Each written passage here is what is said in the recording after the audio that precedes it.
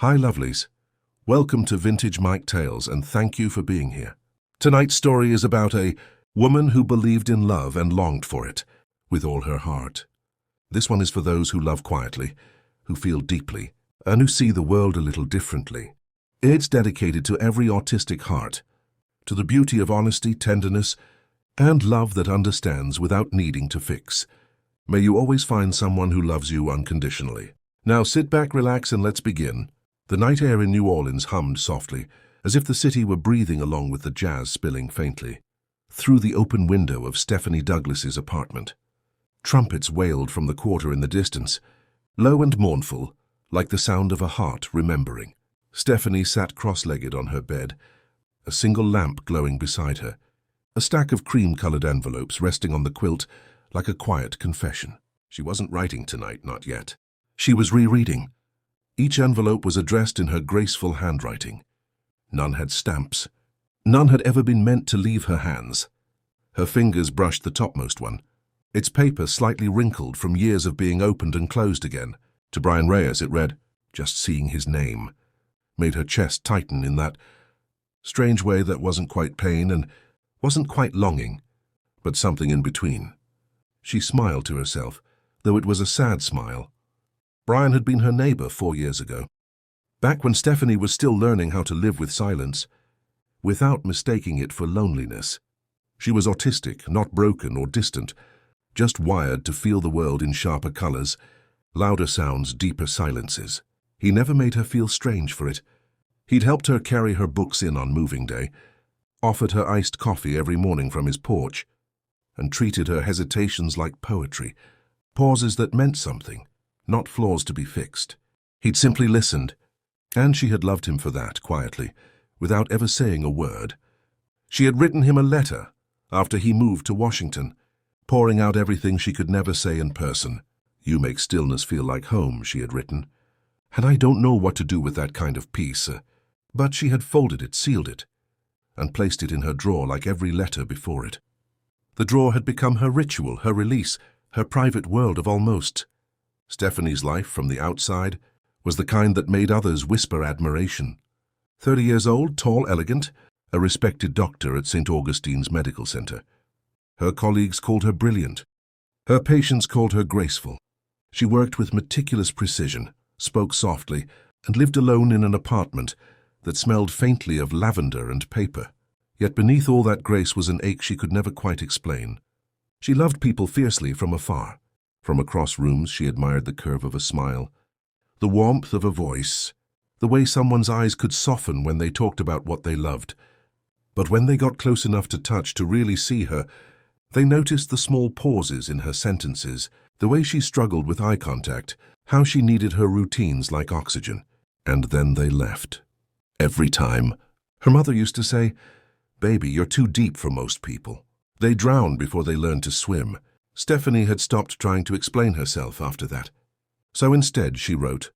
Each letter was her way of loving in safety, words she could shape without fear of misunderstanding, words that didn't leave her trembling, words that were hers alone. Tonight, though, the letters felt heavier. Maybe it was the rain, or the silence, or maybe it was because she had just come home from another blind date that had ended in a familiar, polite smile and the sentence she had come to dread. "You're amazing, Stephanie. I just don't think I can keep up." She'd smiled back, said she understood. She always did. Now sitting on her bed, she whispered to the letters, "At least you never leave me." She placed Brian's letter back in the stack, tied the ribbon around them, and tucked them into the bottom drawer of her mahogany dresser.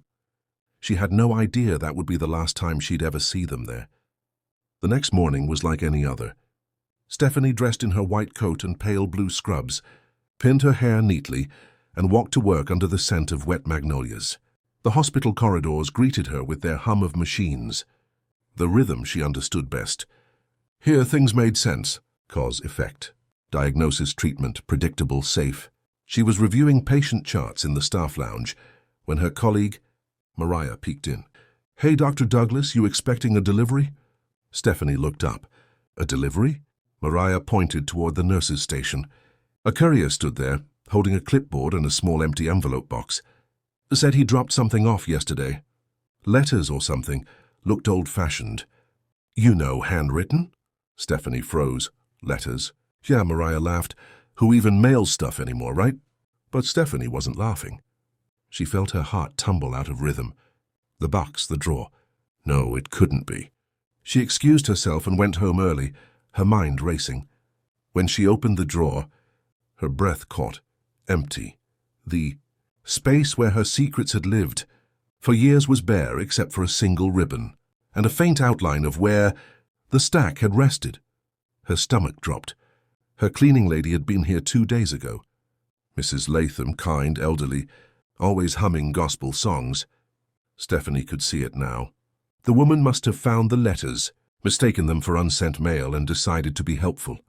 A trembling laugh escaped her lips, thin and panicked. "Oh, God," she whispered. "No, no, no."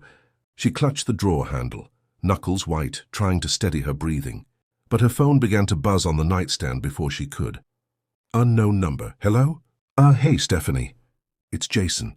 Jason McKinley. From med school? She blinked. Jason, her old study partner. The one she'd written about after graduation. The one she'd thought she might have loved. "So I got your letter," he said. There was a hesitant chuckle, but it carried something sharp underneath. Wow. That was unexpected. Her throat went dry. "Jason, I didn't—" He cut her off gently. "You're sweet, Steph. Always were. But you know, I'm married now." "Maybe you didn't know." "I know," she whispered. "Right, well, I just wanted to clear the air. No hard feelings." The line went dead. Stephanie stood there in the silence, the phone still pressed to her ear, her heartbeat thudding like distant thunder. Then another buzz, another call, and another. By the end of the day, she'd heard from 3 men. Her first kiss from high school, her college summer crush, her former colleague. Each one called or texted or wrote something awkward, pitiful or cruel. Each one reopened a wound she thought she'd buried. When the last call ended, she sank onto her couch, her hands trembling in her lap. The letters had been her only safe place, and now her heart was on display to every man she'd ever loved. All except one. She looked toward the window, where the rain had started again, tapping softly against the glass. Brian Reyes, he hadn't called. He hadn't written. Maybe he hadn't gotten his letter yet. Maybe he never would. Or maybe he was reading it right now, reading the words she'd once whispered into paper instead of air. She imagined him sitting in his Washington apartment, that small smile of his curving as he read the line she'd written 4 years ago. "You are the calm in my chaos, and that terrifies me." The thought made her heart ache. She closed her eyes, letting the sound of rain drown her panic. But somewhere deep inside her chest, beneath the shame and fear, something fragile flickered. A part of her, small but alive, wondered what would happen if he came back. Not with pity, not with confusion, but with the same quiet gentleness he'd always carried. She whispered into the dark, "What have I done?" Outside, the storm grew heavier, and somewhere in Washington, D.C., a man named Brian Reyes unfolded a cream-colored envelope and began to read. The days that followed felt like living inside a wound. Every sunrise brought another message, another reminder that her secrets, her most sacred unfiltered truths, were no longer hers. The city kept moving, of course. Streetcars rattled past. The morning jazz still spilled from open doors. Magnolia petals still drifted across her porch. But for Stephanie, time had slowed into shame and noise. It wasn't just embarrassment. It was exposure. Those letters had been the safest part of her world, the one place she could say everything. And now the world had said something back. It started Monday morning, a week after the first phone call. She was in the break room at St. Augustine's when she got the email. Subject, your letter. Her stomach tightened before she even opened it. "Hey, Stephanie, wow, I don't know what to say. You always were kind of intense about things, you know? It's flattering, I guess. Hope you're doing okay, Ben." Her former colleague from the hospital, the one who used to linger by her workstation, smile too long, make her feel seen, until the moment he didn't. He'd left her one night at a Christmas party, walking away without explanation, his arm wrapped around someone new. She'd gone home and written him a letter she never meant to send. "I wasn't asking you to love me. I just wanted you to stay long enough to mean it." Now, seeing his name in her inbox, she felt her throat close. She closed the laptop gently. too calmly, the way you might close a coffin. Mariah, sitting nearby, glanced up from her phone. "You good?" Stephanie smiled, but it was thin, stretched. "Fine, just an old friend." "Oh, sounds complicated." She gave a soft laugh that didn't reach her eyes. "Something like that." That night she sat in her living room, the air thick with summer heat and the faint hum of cicadas. Her phone buzzed again. A text this time. Unknown. "Steph? This is Marcus, from college. I got your letter. I didn't realize you felt that way back then." Her chest tightened. Marcus, the man from the summer she'd never forgotten. Long afternoons under oak trees, cheap wine, their fingers brushing when they passed a book between them. He'd called her the quiet storm. Then he'd kissed her once and disappeared by the end of August. She had written him a letter after that, too. "You made me believe silence could be intimate, and then you left me with only noise." She typed and erased her reply 3 times before finally sending, "I didn't mean for you to get it." The dots appeared, then vanished, then appeared again, finally still. It was beautiful. "Steph, you always had that gift. That word felt like salt." She didn't want her heart to be called a gift. She wanted it to be held, kept, returned. She placed the phone face down on the couch, her hands trembling. The week blurred. Days at the hospital, nights filled with echoes. Each man from her past had a different tone, some polite, some mocking, some too careful. But all of them made her feel like a museum piece they'd stumbled upon, admired briefly, and then moved on from. By Friday, she'd stopped opening messages altogether. She walked home late that night, too tired to think, her white coat slung over her arm. The air smelled like rain and exhaust, and her steps echoed down the narrow street. She was halfway up her building stairs when a voice behind her said softly, "Dr. Douglas?" She turned. It was James Parker, her first kiss. The boy from her teenage years in Baton Rouge. Now a man in a grey suit, hair thinning but smile the same. He looked awkwardly handsome, as if nostalgia itself had put on a tie. I was in town," he said, shifting his weight. "Thought I should talk to you." "About the letter." Stephanie blinked. "You came here?" He rubbed the back of his neck. "Yeah, I didn't know how else to respond. You wrote that you still remember the song we danced to at prom." She flushed. "That was 15 years ago, I know. But I wanted to tell you." He hesitated. "I'm flattered, Steph, I really am. But I've got a wife now, kids." She nodded too quickly. "Of course, I wasn't expecting. I just didn't want you to get the wrong idea." There it was, the mercy tone. The kind people use when they think they're doing you a favor by softening the rejection.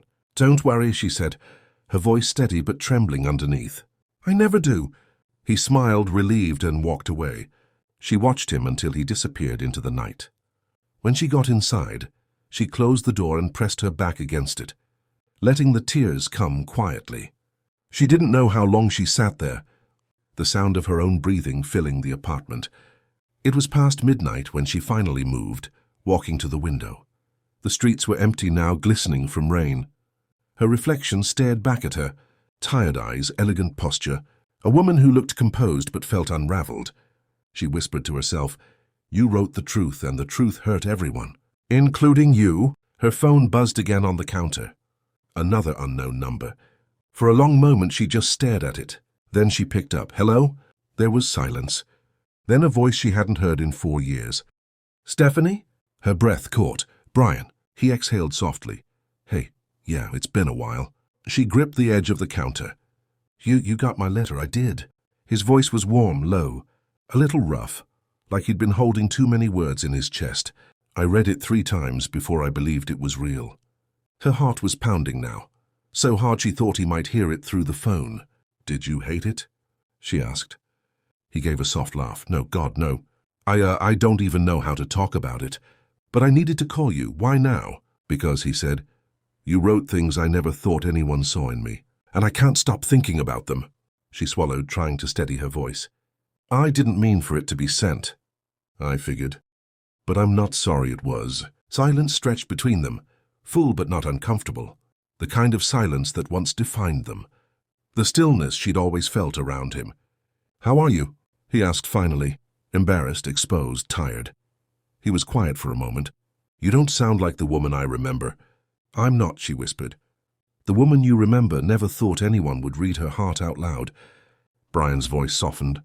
Then maybe it's time someone did. Something in her cracked open at that. He told her he was in D.C., that he'd been meaning to come to New Orleans for work next month, that maybe they could meet for coffee. I'd like that, she said, though her voice shook. Then it's a plan, he said gently. And Stephanie, yes? I never stopped wondering what it would have been like if I'd told you how I felt before I left. Her throat went dry. You what? But the line clicked. The call ended. Stephanie stood there, her hand still on the phone, staring at the empty space his voice had filled. The rain outside grew heavier, thunder rolling softly in the distance. For the first time in days, she didn't feel only shame. She felt something else stirring beneath it, something like hope, fragile but real. She walked to her dresser, pulled open the empty drawer, and touched the space where her letters had been. Maybe this was what her mother had meant when she said love wasn't about safety. Maybe sometimes you had to be broken open for something true to reach you. Stephanie closed her eyes, whispering into the quiet. If one letter could find its way, maybe it was always meant to. Outside, lightning flashed against the New Orleans sky. And far away in a quiet Washington apartment, Brian Reyes sat alone with her letter in his hands, his thumb tracing her signature like a prayer. The first thing Stephanie noticed was the sound of his voice in person, softer than she remembered, yet heavier somehow, like time had pressed itself into it. Hi, Brian said, standing in the doorway of the hospital lobby. You look exactly the same. Stephanie blinked, uncertain whether to smile or run. You don't, he laughed. That same warm, boyish laugh that once filled the halls of her old apartment building. His hair was shorter now, streaked lightly with grey near his temples. There were faint lines around his eyes, but they didn't dull his warmth. They deepened it. For a moment, neither of them moved. The city outside was bright with heat and sound, but the world around them felt small and still. I was supposed to be here for a conference, he said finally, but I came a few days early. Thought maybe you'd let me buy you coffee. Stephanie hesitated. She wasn't used to this, people showing up because they wanted to. She smoothed her lab coat nervously. You came all the way from D.C. for coffee? Brian smiled. Let's call it closure. Maybe curiosity, maybe both. Her heartbeat fluttered unevenly. She nodded. Okay, coffee. They walked to a small cafe near the hospital, one with peeling green paint and the smell of cinnamon and chicory in the air. The place was quiet, sunlight slanting through the old windows. Stephanie sat across from him, her hands wrapped around her cup, as though the warmth could steady her. Brian leaned back in his chair, studying her carefully, like someone relearning a language he used to speak fluently. I read your letter again before I came here, he said softly. Her breath caught. Why would you do that to yourself? He smiled faintly. Because it was honest. No one writes like that anymore. She looked down at her cup. No one was ever supposed to read it. I know, he leaned forward. But I'm glad I did. His words hung there, simple but carrying weight. Stephanie glanced up, meeting his eyes for the first time in years. There was no pity in them, no discomfort. Just the steady warmth that used to make her nervous and safe all at once. You really came back, she whispered, half to herself. I did, he said, and not just for coffee. The air between them shifted, heavy with things unsaid. They spent hours together that day. Walking along the French Quarter, they fell into an easy rhythm, as though time had stretched but not broken. He told her about his life in D.C., the job at the non-profit, the relationship that ended badly, the silence after. She told him about her work, the research, the hospital, the endless loop of order and solitude. And somehow, the spaces between their words felt as intimate as the words themselves. At one point they stopped near the river. The Mississippi shimmered gold under the late sun, and the air smelled faintly of beignets and salt.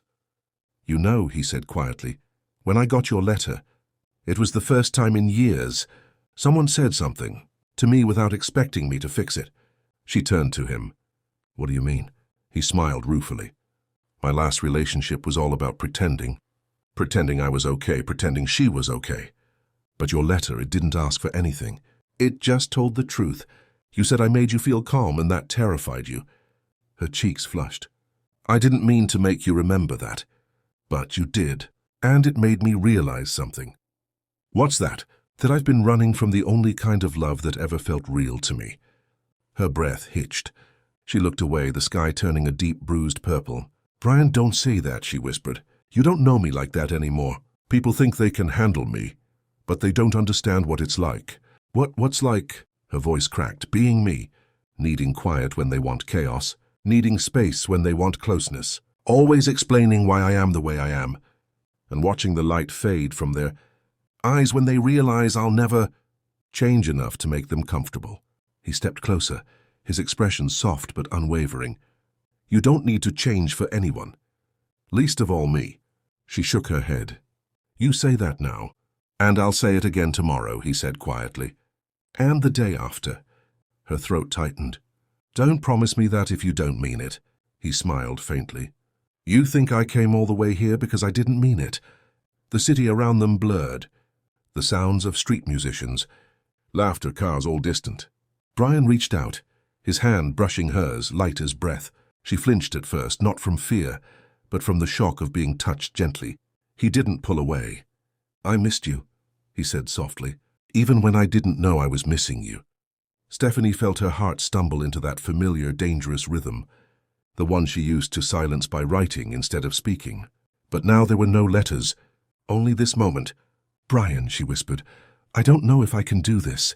"Do what? Let someone stay?" He smiled, small and patient. "Then let me stand." That evening he walked her home. The air was thick with humidity and the faint smell of rain. They reached her building just as thunder rolled across the sky. She hesitated at her door. "You should probably go before the storm hits." He looked up at the clouds. Too late. Rain began to fall, sudden, heavy, relentless. They laughed, both caught under the awning. Stephanie pushed her hair back, her white blouse clinging to her shoulders. Brian looked at her, really looked, the way someone might look at a sunrise they'd thought they'd never see again. "God, you're beautiful," he murmured. She froze. Not because of the words, but because of the way he said them. Not like a compliment, but like a truth. The thunder cracked. She whispered, Don't what? Don't say things you'll regret." He took a slow step forward, his eyes never leaving hers. "The only thing I ever regretted was not saying them sooner." She felt tears burn at the corners of her eyes. "Why now, Brian? Why after all this time?" He reached out, gently tucking a wet strand of hair behind her ear. "Because I'm tired of running from the things that make me feel alive. And you always did." She wanted to step back, to protect herself from the gravity of his words, but her body betrayed her, leaning closer instead. The rain softened, turning the city into a watercolor of lights. "I don't know if I can give you what you deserve," she whispered. He smiled sadly. "I'm not asking for perfect, Stephanie. I'm asking for honest. The kind of honest you write about when no one's supposed to read it." Her breath caught, a shiver running through her. "I don't know how to love without breaking something." He lifted her chin gently. "Then let's break carefully." And then he kissed her. It wasn't a grand cinematic kiss. It was trembling, raw, soaked in the ache of everything unsaid. It was two people finding the courage to exist in the same truth at the same time.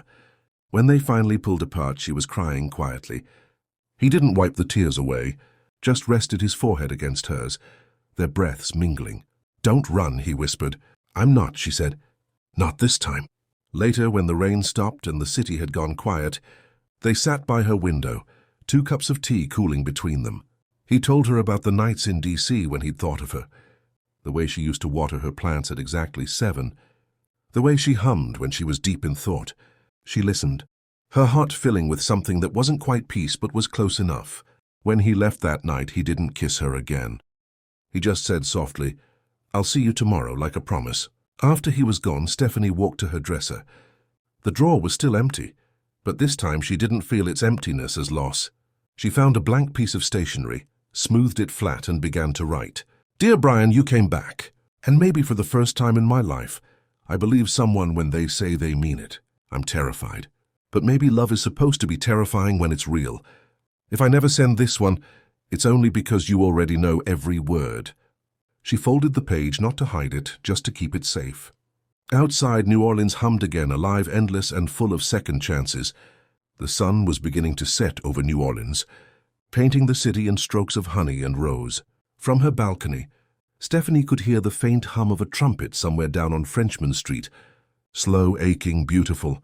It was the kind of evening that asked for peace. but her heart was anything but still. It had been 3 weeks since the rain-soaked night when Brian kissed her. 3 weeks of morning coffees, walks through City Park, quiet dinners filled with laughter that felt like healing, and yet every time he reached for her hand, a tiny voice whispered in her chest, "What if he leaves too?" She wanted to silence it, to believe in the constancy of this new love, but fear had lived inside her for too long to vanish overnight. Tonight, though, she wanted to try. She sat at her desk by the window, a blank sheet of paper before her. Not a letter to hide, but one to give. The lamplight glowed softly on her skin as she wrote, her handwriting steady and elegant. "Dear Brian, I've written you so many letters I never meant to send, but this one is different. This one is meant to be read.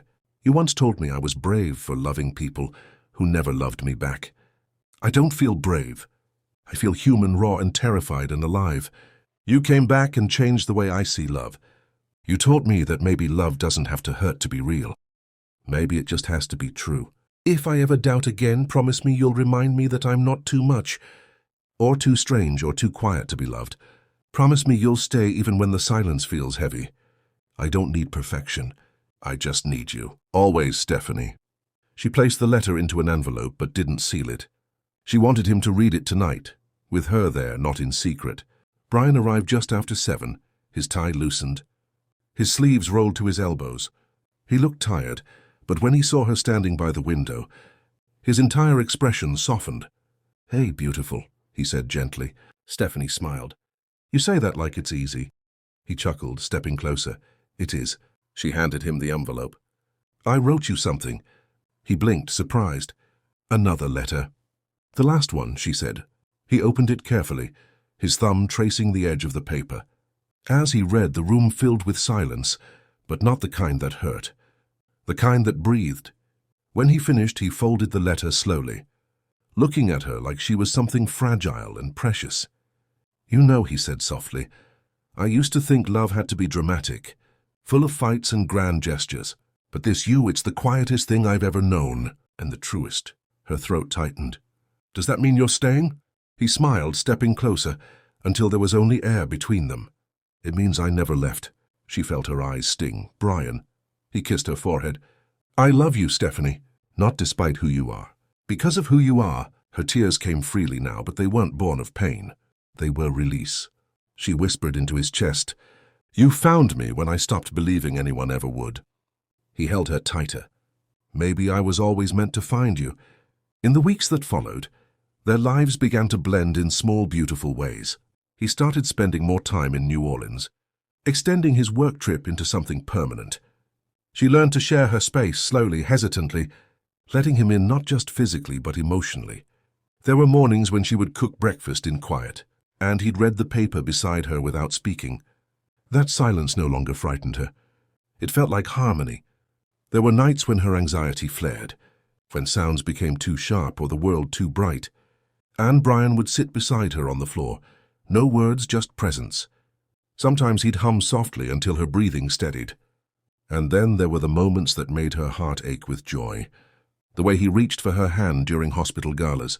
The way he introduced her to his friends, not as a doctor he knew, but as the woman he loved. For the first time in her life, she wasn't someone's exception. She was someone's choice. One evening, as spring melted into summer, Brian took her to the garden behind her apartment building, the one she'd filled with jasmine and ivy. The sun was dipping low, the air thick with the scent of flowers and the hum of crickets. He turned to her, his expression soft but nervous. "I was going to wait," he said, "but waiting doesn't make sense anymore." Stephanie frowned slightly. "Wait for what?" He reached into his pocket and pulled out a small velvet box. Her breath caught. "I don't want to rush you," he said carefully. "I know you need time and space and safety. But I also know that I've never been sure of anything in my life." He opened the box. A simple gold ring gleamed in the fading light. "Stephanie Douglas," he said, his voice trembling, "will you marry me?" She froze, not because she was unsure, but because her heart couldn't contain the feeling all at once. For years she had written letters to men who never came back. Now the one man she'd never dared to hope for was standing before her, asking to stay forever. Tears filled her eyes. "Yes," she whispered. Then louder, "Yes." Brian exhaled, laughing in relief as he slid the ring onto her finger. And when he kissed her, the whole garden seemed to breathe with them, flowers swaying, air shimmering. Their wedding was small, quiet, and deeply theirs, under an oak tree in City Park, with only close friends, family, and the low hum of jazz drifting through the air. Stephanie walked down a short aisle lined with magnolias. Her dress was simple, ivory silk that moved like water. Brian stood at the end, tears already on his cheeks. When she reached him, he took her hands, squeezing gently. "You remember the letter you wrote me?" he whispered. She smiled through her own tears. "Which one?" "The one that found its way." He pulled a folded piece of paper from his pocket. Creased from years of being held, read, cherished. "I kept it," he said, "and I want to read a part of it back to you." His voice shook as he unfolded it. "You make stillness feel like home." He looked up at her. "You still do?" Stephanie's heart broke open in the most beautiful way. When it was her turn to speak, she didn't pull out a vow written in advance. She spoke from memory, from the place where words were once her only refuge. "I used to write letters because I didn't know how to speak," she said, her voice trembling. "But loving you taught me that I don't have to hide behind paper anymore. You read what I never meant anyone to see, and instead of running, you came back. You made me believe that I don't have to be perfect to be loved, just real." Brian's eyes shimmered. "Always real," he said. When the officiant pronounced them husband and wife, Brian kissed her with a tenderness that felt like forever. Applause broke softly around them. Laughter, music, the rustle of trees. But for Stephanie, it was just the sound of peace. That night, as they lay together in their new home, the same apartment that once held only silence, she got up quietly and walked to her dresser. The drawer that had once held her secrets was still there. She opened it slowly. Inside lay stacks of blank paper and one small note resting on top in Brian's handwriting. She smiled and unfolded it. "For every letter you'll never need to write again." Stephanie laughed softly, tears slipping down her cheeks. She whispered to herself, "No more letters I'll never send." From behind her, Brian murmured sleepily, "What are you saying over there?" She turned, smiling through her tears. "Just saying I love you." He reached out a hand. "Then come say it here." And she did. Outside, the city breathed, alive with music and light, the sound of a trumpet somewhere rising like a prayer. Stephanie lay against the man who had read her heart and stayed, the man who'd turned her letters into a life. And for the first time in all her years of writing, she didn't need words to explain what she felt, because love, the kind that stays, had already said it for her. Thank you for joining me on this beautiful journey of love. If this story touched your heart, share it with someone who believes in second chances, quiet love, and the courage to be seen. To every autistic soul and every heart that feels a little too much, you are not alone and you are always enough. Until next time, keep loving softly, keep believing deeply, and remember, love always finds its way.